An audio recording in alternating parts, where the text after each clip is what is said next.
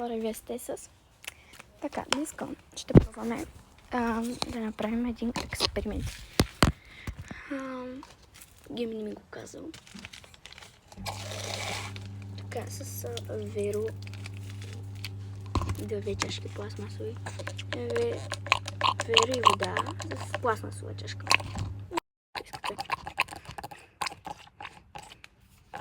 Така да сложим, не да е много смисъл. Аз сложих много. Да разбъркам, обаче няма с какво с пръчка. Изчакайте. Днеска, както знаете, или може би нали казах, ще правим една от най-хубави експерименти. Правим един експеримент, в който ще правим балончето.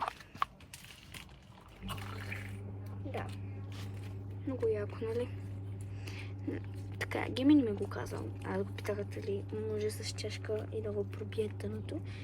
Казах, че разбира се, че можем. Само може. И аз съм сега добре. Ще го пробвам с вас. Така, както ви обещах, че ще правим най-различни типчета. И всичко каквото е лудо. Така, нека да започваме. Взехме си чашката и сте я разбъркали хубаво. Това ако сте навънка. Ако нямате чашка, може да го правите в вас. Дори ако сте на сила, не ви се влиза вътре.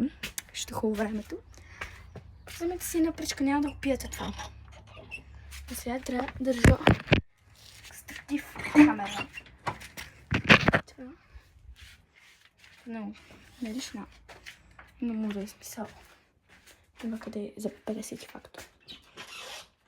Това е Веро. Много такова Веро, много хубаво. Аз малко хубаво си капиха, но... Така, да продължаваме с експеримента. Имаме една чаша. И взимаме втора чаша. И с каквото идея трябва да го пробиете. Ще пробвам с ножица. Надявам се това да ви е интересно видео. Стана, добре.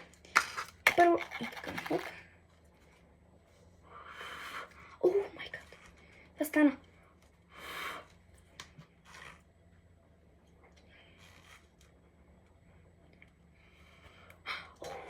Обаче това стана наистина. Я стойте само да пробвам още път. Мале гора, това стана. Стойте, не, това няма да стане. Ще го хвърлям. Това наистина стана.